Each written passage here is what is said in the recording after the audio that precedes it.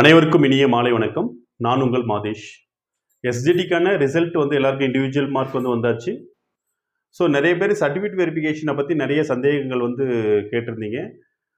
Certificate வெரிஃபிகேஷனுக்கான clarification video தான் இந்த video. நிறைய பேர் கேட்ட சந்தேகத்தின் அடிப்படையில் வந்து உங்களுக்கு வந்து இது சொல்கிறோம். ஸோ வீடியோ வந்து கடைசி வரலையும் பாருங்கள். நிச்சயமாக உங்களுக்கு வந்து நீங்கள் கேட்ட தகவல்களும் இதில் வந்து இருக்கும். வீடியோக்குள்ளே போகிறதுக்கு முன்னாடி நம்ம சேனலை இதுவரையிலும் சப்ஸ்கிரைப் பண்ணாதவங்க சப்ஸ்கிரைப் பண்ணிக்கோங்க. 100% உங்களுக்கு பயனுள்ள தகவல்களை மட்டும்தான் வந்து தருவோம்.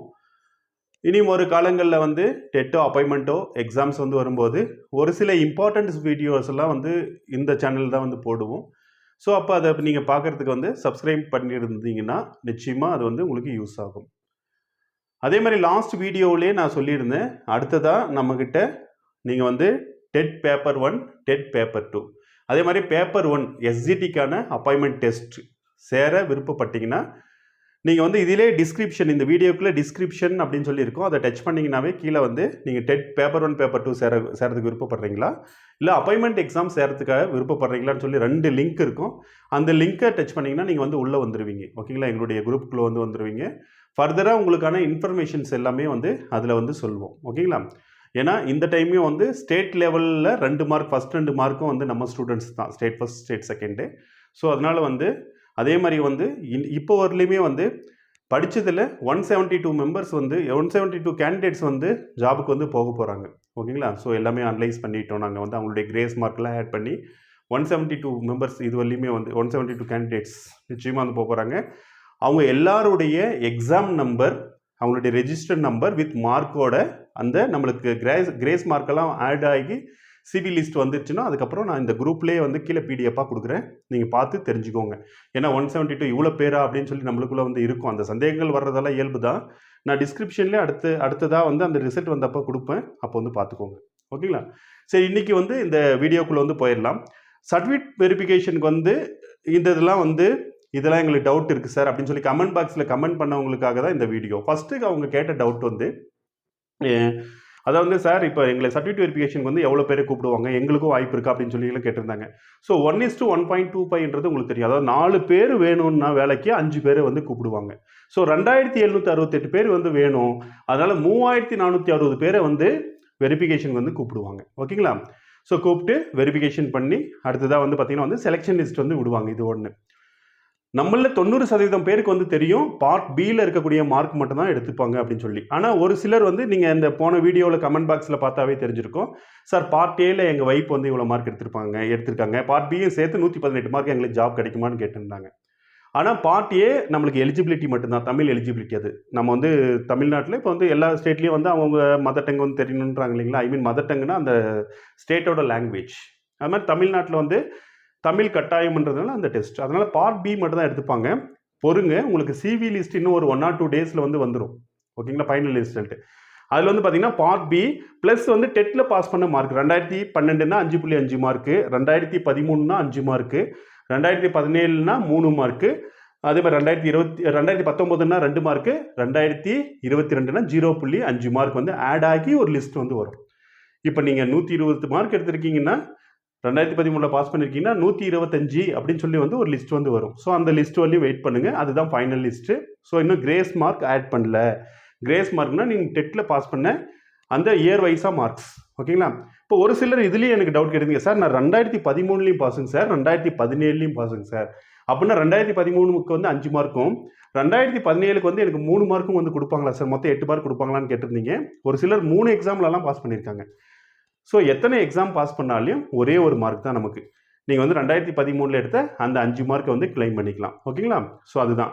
ஒரு சிலர் இதுலேயும் வந்து எக்ஸ்ட்ராவாக கேட்டிருந்தீங்க, சார் எங்கிட்ட 2013 பாஸ் பண்ண சர்டிஃபிகேட் வந்து ஒரிஜினல் இல்லை, 2017 பாஸ் பண்ணுறது வந்து ஒரிஜினல்னால் அந்த எல்லாமே ஆன்லைன் காப்பீஸ் தான். 2012 மட்டும்தான் அட்டை கொடுத்தாங்க. ஓகேங்களா, மற்ற எல்லாருக்கும் ஆன்லைன் காப்பீஸ் தான். இல்லைன்னா கூட எப்படியாவது சர்ச் பண்ணி எடுங்க. கண்டிப்பாக வந்து 2013 இருக்கிறத வந்து கிளைம் பண்ணிங்கன்னா தான் உங்களுக்கு வந்து 5 மார்க் முழுசாக கிடைக்கும். 2017 வந்து இது பண்ணிங்கன்னா 3 மார்க் தான் கிடைக்கும். ஸோ அதனால் வந்து இதை வந்து பார்த்துக்கோங்க. அதே மாதிரி மேனுவல் லெட்டர்ஸ் வந்து அனுப்புவாங்களா சார், வீட்டுக்கு வந்து லெட்டர் அனுப்புவாங்களா நம்ம செலக்ட் ஆகிட்டா அப்படின்னா வந்து இப்போல்லாம் எந்த மேனுவலும் கிடையாதுங்க, ஒன்லி கம்ப்யூட்டரைஸ்டு. ஓகேங்களா, ஸோ நீங்கள் ஆன்லைனில் தான் உங்களுக்கான அந்த சிவி லிஸ்ட்லேருந்து என்னென்ன இதெல்லாம் வந்து கொண்டு போகணும் சர்டிஃபிகேட் வெரிஃபிகேஷனுக்கு வந்து எல்லாமே விட்டுருவாங்க. ஸோ அதை வந்து எடுத்து அதன்படி வந்து பார்த்தீங்கன்னா வரிசையாக அடுக்கி வந்து நீங்கள் வந்து எடுத்துகிட்டு போனீங்கன்னாவே போதும். ஒரிஜினல் வித் ஒரு 3 செட்டு ஜெராக்ஸ் வந்து கேட்பாங்க. ஒரு 4 செட்டு 5 செட்டாக போட்டு வச்சுக்கோங்க. ஓகேங்களா? ஸோ நிச்சயமாக வந்து கேட்பாங்க. ஸோ இது வந்து அடுத்த லெவலில் வந்து கேட்ட டவுட்ஸ். அதே மாதிரி வந்து பார்த்தீங்கன்னா ஆல் டிக்கெட்ஸில் வந்து எனக்கு வந்து ஜெண்டர் மாறி இருக்கு சார், மேலுக்கு ஃபீமேல்னும் ஃபீமேலுக்கு மேலுன்னும் வந்து மாறி இருக்குன்னா நீங்கள் வந்து வந்து அப்ளிகேஷன் போட்டப்போ வந்த எரர். ஏன்னா கம்ப்யூட்டர் சென்டரில் போய் அப்ளை பண்ணியிருப்பீங்க, அவங்க எதனா சிறிதாக தப்பு பண்ணியிருப்பாங்க. ஸோ இதனால் வந்து பார்த்தீங்கன்னா எதனா பாதிப்பானா நிச்சயமாக வந்து பாதிப்பு இல்லை. ஓகேங்களா? ஆனால் லிஸ்ட்டு சிபி லிஸ்ட் விடும்போது அந்த விமன் கோட்டா வந்து கன்சிடர் பண்ணுறாங்க இல்லைங்களா? ஸோ அதில் வந்து ஃபஸ்ட்டு மேலுன்னு சப்போஸ் நீங்கள் விமனாக இருக்கீங்க ஆனால் மேலுன்னு வந்துருச்சுன்னா ரொம்ப லீஸ்ட் மார்க்காக இருந்தால் கொஞ்சம் உங்களுக்கு ப்ராப்ளமாக இருக்கும் அந்த லிஸ்ட்டில் வராமல். ஓகேங்களா? ஸோ பட் இது பெருசாக கன்சிடர் பண்ண மாட்டாங்க. ஓகேங்களா? ஆனால் இது பார்டர் மார்க்காக இருக்கிறதுக்குள்ள வந்து அதாவது ஒரு கட் ஆஃப் 100ன்றக்குள்ள வந்து நீங்களும் 100 தான் எடுத்திருக்கீங்க அப்படின்னா லாஸ்ட்டில் இருக்கீங்கன்னா அவங்களுக்கு தெரியாது இல்லையா? அவங்களுக்கு வந்து அப்ளிகேஷனில் வந்து என்ன இருக்கோ அதுதான் வந்து கன்சிடர் பண்ணுவாங்க. ஓகேங்களா? இதே நீங்கள் வந்து ஒரு சேஃப் ஜோனில் இருந்தீங்கன்னா அந்த இஷ்யூஸ் வந்து எதுவுமே வந்து கிடையாது. ஓகேங்களா? ஸோ இதை பற்றியும் ஒரி பண்ணிக்க தேவையில்லை. சிவி அப்போ அவங்களே வந்து பார்த்தீங்கன்னா வந்து சேஞ்ச் பண்ணிக்குவாங்க. ஓகேங்களா? அடுத்தது வந்து பார்த்தீங்கன்னா வந்து நிறைய பேர் கேட்டது வந்து community certificates. Sir community certificate எங்கள் ஹஸ்பண்ட் பேரில் இருக்கிறது நான் அப்லோட் பண்ணிட்டேன் சார். கம்யூனிட்டி சர்டிஃபிகேட் வந்து எங்கள் அப்பா பேரில் வாங்கி வச்சுருக்கேன், ஆனால் லாஸ்ட்டாக வந்து எங்கள் ஹஸ்பண்ட் பேரில் இருந்தது வந்து அப்லோட் பண்ணிட்டேன் அப்படிலாம் சொல்லியிருந்தீங்க. ஸோ கம்யூனிட்டி வந்து பார்த்தீங்கன்னா அது நம்ம அப்பா பேரில் இருக்கிறது அதை பேஸ் பண்ணி தான் ஒரு 4 வருஷத்துக்கு முன்னாடி ஒரு தீர்ப்பு வந்துச்சு. அதில் வந்து அப்பா பேரில் இருக்கிறதும் எடுத்துக்கலாம், அம்மா பேரில் இருக்கிறதும் எடுத்துக்கலாம்னு சொன்னாங்க. ஏன்னா ஒரு இன்டர்காஸ்ட் மேரிடாக இருக்கும், அப்பா ஒரு கம்யூனிட்டியாக இருப்பாங்க, அம்மா ஒரு கம்யூனிட்டியாக இருப்பாங்க. ஸோ அந்த மாதிரி பட்சத்தில் அப்பாவுடைய கம்யூனிட்டியும் அந்த குழந்தை வச்சுக்கலாம், இல்லை அம்மாவுடைய கம்யூனிட்டியும் எது வேணுமோ அது அந்த பேரில் வந்து வாங்கி வச்சுக்கலாம். ஓகேங்களா? ஸோ அதனால் வந்து இந்த கம்யூனிட்டி சர்டிஃபிகேட்டும் ஒரு பெரிய இஷ்யூஸ் வந்து கிடையாது. ஓகேங்களா? ஸோ அந்த வெரிஃபிகேஷன் அப்போ இதையும் வந்து உங்களை இதுக்காகலாம் ரிஜெக்ட்லாம் யாரும் பண்ண மாட்டாங்க. ஓகேங்களா? ஸோ அந்த டைமில் வந்து அவங்க வந்து பார்த்தீங்கன்னா வந்து கரெக்டாக வந்து எடுத்துப்பாங்க, ஒன்றும் பிரச்சனை இல்லை. அது மாதிரி டேட் ஆஃப் பர்த் வந்து மாறி இருக்குன்னு சொல்லி நம்ம ஸ்டூடெண்ட்லேயே ஒரு 2 பேர் சொன்னீங்க. நல்ல மார்க் எடுத்துருக்கவங்களே நீங்கள் வந்து 117 ஒரு பொண்ணு அவங்க எடுத்துருக்கவங்களே சொன்னேன் சார், டேட் ஆஃப் பர்த்தில் எனக்கு வந்து மாறிடுச்சு, 117 மார்க் எடுத்திருக்கேன், ஆனால் டேட் ஆஃப் பர்த்தில் வந்து எனக்கு மாறிடுச்சு, டேட் வந்து மாறிடுச்சுன்னா ஒன்றும் இஷ்யூ இல்லைங்க. 90க்கு முன்னாடி டேட் ஆஃப் பர்த்தாக இருந்தீங்கன்னா பர்த் சர்டிஃபிகேட் வந்து இருக்காது. 10th 12th மார்க் ஷீட்டை வச்சு அவன் டேட் ஆஃப் பர்த் வந்து சிவியில் வந்து மாற்றிக்குவாங்க.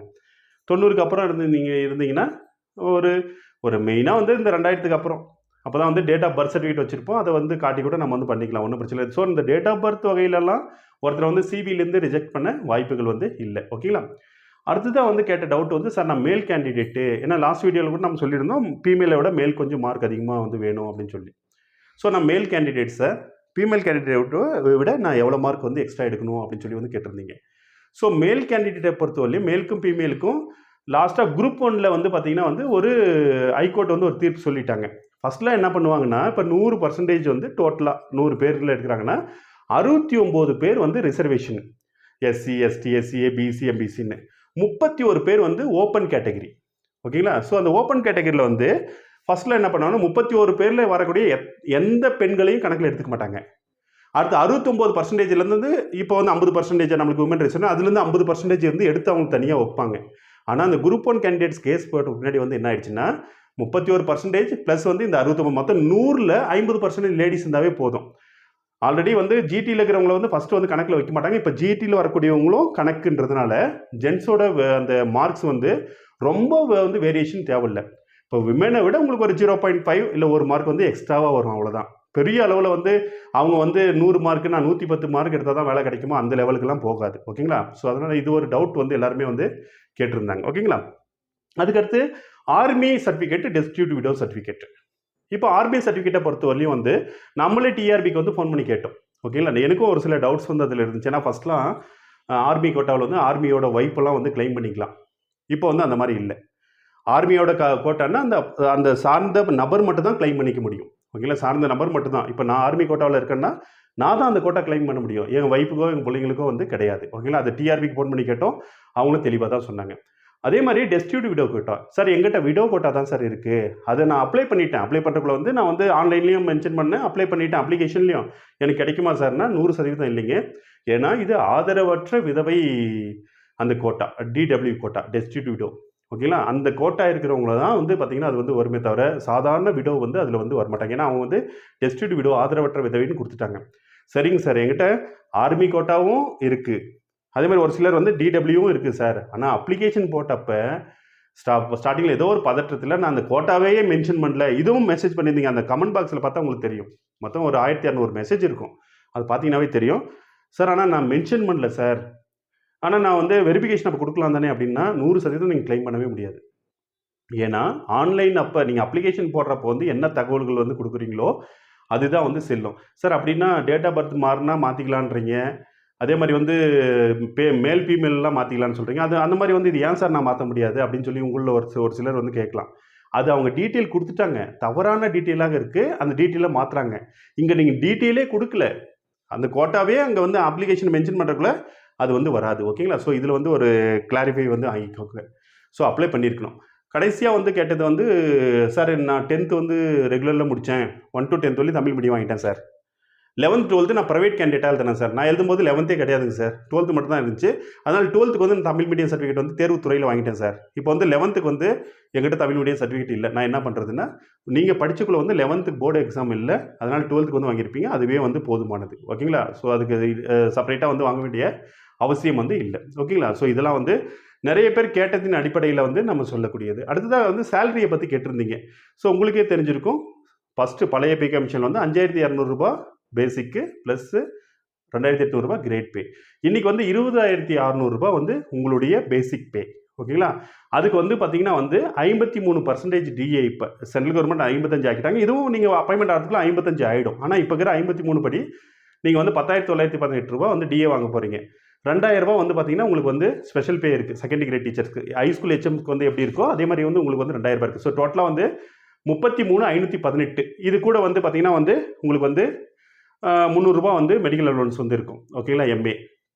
ஸோ 33,818. ஓகேங்களா? இதை தாண்டி ஹெச்ஆர்ஏ ஏரியாவுக்கு ஏரியா ஹவுஸ் ரெண்டல் அலோவன்ஸ்னுவோம். சென்னையில் ஒரு ஹெச்ஆர்ஏவாக இருக்கும், மலைப்பகுதிகளில் ஒரு ஹெச்ஆர்ஏவாக இருக்கும், குறைவாக இருக்கும். ஸோ அது ஏரியாவுக்கு ஏற்ற மாதிரி வந்து மாறும். அது வந்து பார்த்தீங்கன்னா உங்களுடைய சேலரியில் அது வந்து பார்த்தீங்கன்னா லீஸ்ட் வந்து 850 ரூபா ஸ்லாபு. ஓகேங்களா? 850 ரூபா ஸ்லாபு. ஹையஸ்ட் வந்து பார்த்தீங்கன்னா 8300 ரூபா ஸ்லாபு. ஓகேங்களா? 8300 ரூபா ஹையஸ்ட்டாக வாங்குவாங்க, லோயஸ்ட்டாக 850 ரூபா வாங்குவாங்க. ஆனால் நீங்கள் புதுசாக அப்பாயின்மெண்ட் ஆகிறதுனால உங்கள் பேசிக் பேக்கு ஏற்ற மாதிரி வந்து அது இருக்கும். கூகுளில் சர்ச் பண்ணி பாருங்கள், ஹெச்ஆர்ஏன்னு வந்துடும். உங்களுக்கு வந்து பார்த்தோன்னே தெரிஞ்சிடும். உங்கள் பேசிக் நான் என்ன சொன்னேன், 20,600 ரூபா வந்து சொன்னேன். ஓகேங்களா? ஸோ அந்த 20,600 ரூபா ப்ளஸ் வந்து அந்த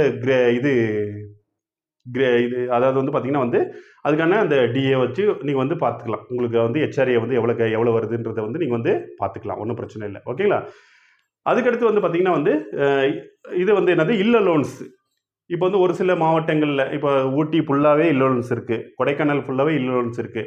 கிருஷ்ணகிரி மாவட்டத்தில் வந்து தேன்கனிக்கோட்டை, அஞ்சட்டி, சூளகிரி, ஒசூர் இந்த தாலுக்காவுக்கெல்லாம் இல்ல லோன்ஸ் வந்து இருக்குது. ஸோ இல்ல லோன்ஸ் 6,000 ரூபா. அதுவும் உங்களுக்கு 6,000 ரூபா முழுசாக கிடைக்காது. உங்கள் பேசிக் பே உங்கள் பேசிக் பேக்கு ஏற்ற மாதிரி தான் கிடைக்கும். ஆனால் அது வந்து பார்த்தீங்கன்னா உங்களுக்கு 4,000 ரூபாய்க்கு மேலே தான் வந்து கிடைக்கும். ஓகேங்களா? அதுக்கடுத்து மெடிக்கல் லோன்ஸ் ஆல்ரெடி சொல்லிட்டு எல்லாருக்குமே வந்து இருக்கக்கூடியது தான். ஓகேங்களா? அதே மாதிரி வின்டர் லோன்ஸ் வந்து கொடுப்பாங்க. நவம்பர், டிசம்பர், ஜனவரி, பிப்ரவரி. இது ஏன்னா மலைப்படி யாரெல்லாம் இல்ல லோன்ஸ் வாங்குறாங்களோ அவங்களுக்கு தான் வந்து இது வந்து கொடுப்பாங்க. ஓகேங்களா? ஸோ கொடுக்குறதுக்குள்ள வந்து இது வந்து 1,200 ரூபா லோயஸ்ட் பிளேஸ்க்கு, ஹையஸ்ட்டாக வந்து 1,500 ரூபா. ஓகேங்களா? இந்த ஊட்டி, கொடைக்கானல், ஏற்காடு இங்கெல்லாம் 1,500 ரூபா. இதே வந்து கிருஷ்ணகிரி டிஸ்ட்ரிக்டில் தேன்கனிக்கோட்டை அங்கெல்லாம் வந்து பார்த்தீங்கன்னா வந்து ஒசூர் இங்கெல்லாம் வந்து 1,200 ரூபா. அஞ்சட்டி. ஓகேங்களா? இது எல்லா இடத்துலையும் சூளகிரி இதெல்லாம் வந்து பார்த்தீங்கன்னா 1,200 ரூபாய். இதுதான் வந்து உங்களுடைய சேலரி டீட்டெயில்ஸ். ஓகேங்களா? அதே மாதிரி செகண்ட் கிரேடை பொறுத்தவரையிலுமே வந்து இப்போ வந்து வந்து கிளாஸஸ் போயிட்டுருக்கு. 2009 ஜூன் மாதத்துக்கு முன்னாடி சேர்ந்தவங்களுக்கு வந்து பேசிக் இன்னைக்கு லெவலுக்கு வந்து பார்த்தீங்கன்னா வந்து அன்றைக்கி 9.3 9,300 ரூபா பேசிக்கில் வந்து இருந்தாங்க. அதுவே அப்படியே ஒரு 2 மாதம் கழிச்சு அப்பாயின்மெண்ட் ஆனவங்க 5,200 ரூபாய் இன்றைக்கி வாங்கிட்டு இருக்கிறோம். அவங்களுக்குள்ள வந்து ஒரு போராட்டம் பண்ணிட்டு இருக்காங்க. ஸோ அந்த பேசிக் வந்து மாறினா இதுக்கு வந்து என்னென்னா ஃபஸ்ட்டு அவங்க அப்பாயின்மெண்ட் ஆகிறதுக்குள்ள வந்து பார்த்தீங்கன்னா வந்து இப்போ இன்றைக்கி கணக்குக்கே வந்து பார்த்தீங்கன்னா 20,600 ரூபாய் இன்றைக்கி பேசிக்கு. அதே செகண்டரி கிரேடுக்கு அதுலேயே வந்து பார்த்தீங்கன்னா ஒரு சாரார் வந்து எவ்வளோ வாங்குறாங்கன்னா 36,200 ரூபாய் வந்து வாங்குறாங்க. ஓகேங்களா? 35,800 நினைக்கிறேன். ஓகேங்களா? ஸோ இதிலே வந்து வேரியேஷன் வந்து பார்த்தீங்கன்னா நிறைய வந்து வருது. கிட்டத்தட்ட 15,000 ரூபாய் வருது. ஸோ அதுக்காக வந்து போராடிட்டு இருக்காங்க. ஸோ இந்த போராட்டத்தில் வந்து ஜெயிச்சிட்டாங்கன்னா உங்களுடைய சேலரியும் வந்து பார்த்தீங்கன்னா கிட்டத்தட்ட வந்து 55,000 ரூபாய்க்கு போயிடும். ஓகேங்களா? ஆனால் இப்போ வந்து பார்த்தீங்கன்னா வந்து நீங்கள் வந்து 35,000 ரூபாய் எல்லாமே வந்து இதில் வந்து சிபிஎஸ் எடுத்துட்டாங்கன்னா நீங்கள் 30,000 ரூபாய் சேலரி வந்து வாங்குவீங்க. ஓகேங்களா? 30,000 ரூபாய் வந்து உங்களுக்கு வந்து 29,000 to 30,000 ரூபாய் வந்து உங்கள் கைக்கு வந்து வாங்குவீங்க. ஏரியாவை பொறுத்து இதில் இல்ல லோன்ஸ் எல்லாம் சேர்த்து அந்த இல்ல லோன்ஸோட வந்து இருக்கக்கூடியவங்க வந்து இன்னும் அதிகமாக வந்து வாங்குவாங்க. ஓகேங்களா? ஸோ அதனால் வந்து இதுதான் உங்களுக்கான சேலரி டீட்டெயில்ஸு.